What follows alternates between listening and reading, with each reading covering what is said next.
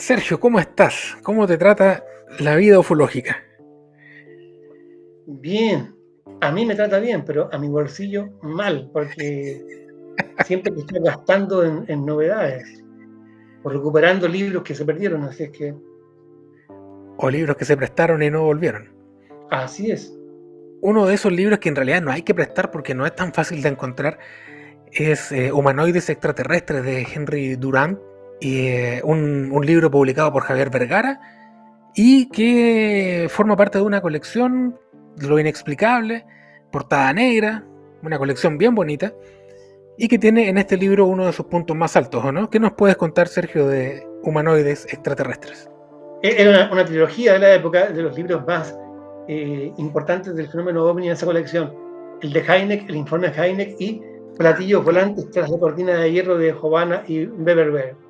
Bueno, el libro de Henry Durant, yo lo leí en 1979, la edición es del 78. Sí. Y está, como su nombre lo indica, centrado en los llamados encuentros cercanos del tercer tipo, casuística con ocupantes, con humanoides. Es un libro muy interesante. Hay muchas cosas que se encuentran solamente ahí. Hay un ensayo muy relevante, pero yo no lo he visto en otro lado, una especulación sobre la forma de los extraterrestres, superando la visión que tenemos de la estructura birrabial, 2 manos, 2 ojos, una cabeza, 2 piernas. Hay un ensayo que es muy curioso, además considerando la época.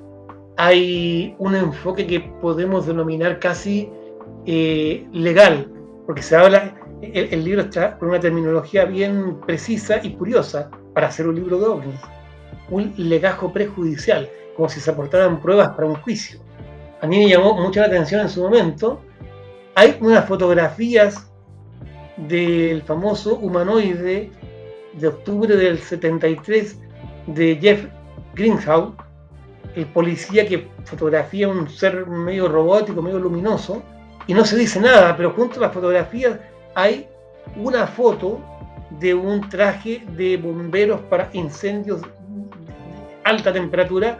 No se dice nada, pero se dice todo. Era eso muy francés. Entonces me di cuenta hacia dónde iba la cosa.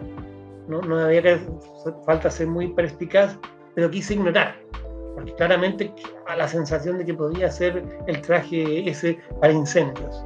Como ocurre mucho cuando uno está muy comprometido con la ufología, sobre todo cuando es muy joven, quiere descartar aquello que incomoda, porque ese era uno de mis casos favoritos y una de mis fotografías de humanoide favoritas. Publicada en la prensa chilena también, apareció en la portada de la tercera o de las últimas noticias en su Del momento. Mercurio. Esa foto. Del Del Mercurio. Mercurio. Sí, sí. Mira, ni más Sí, ni sí. menos, sí. Octubre Sí, del 73. Así es que la verdad es que el libro de Henry Durant es muy ameno, porque Durant se encarga de poner su sello personal. ¿Sí? Era un escritor muy prolífico de los 70, muy traducido también. sí. Y tenía una maña, Durant, ojo, que a veces citaba cosas inventadas para ver si se las copiaban y demostrar que los ufólogos, voy a decirlo con una palabra actual y poco rigurosa, que los ufólogos, algunos de ellos eran chantas al escribir. Es decir, copiaban de otros sin corroborar fuentes. Eso lo hacía Durant, es peligroso.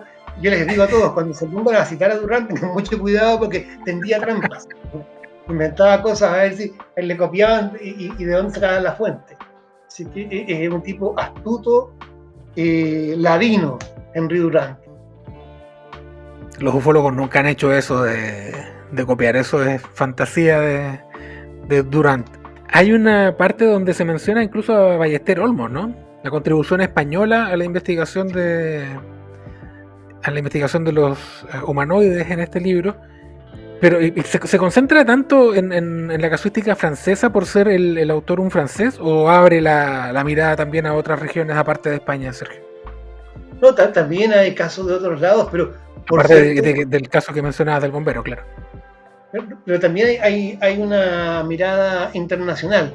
Lo que Ya. sí, por supuesto, el peso de la casuística con humanoides en Francia es muy grande. franceses no necesitaban ir tan lejos, atravesar el Atlántico para encontrarse con casos sorprendentes, porque los tenían ahí. Claro. Recordemos, la gran oleada del 54 y clásicos de humanoides posteriores. Valensol, Maurice Mas en 1965, el caso Cusack en 1967 y otros casos que después se fueron agregando. Así es que Francia tenía una particular historia plagada de encuentros de alta extrañeza, de los cuales echar mano, tenía para dar, para prestar y para regalar.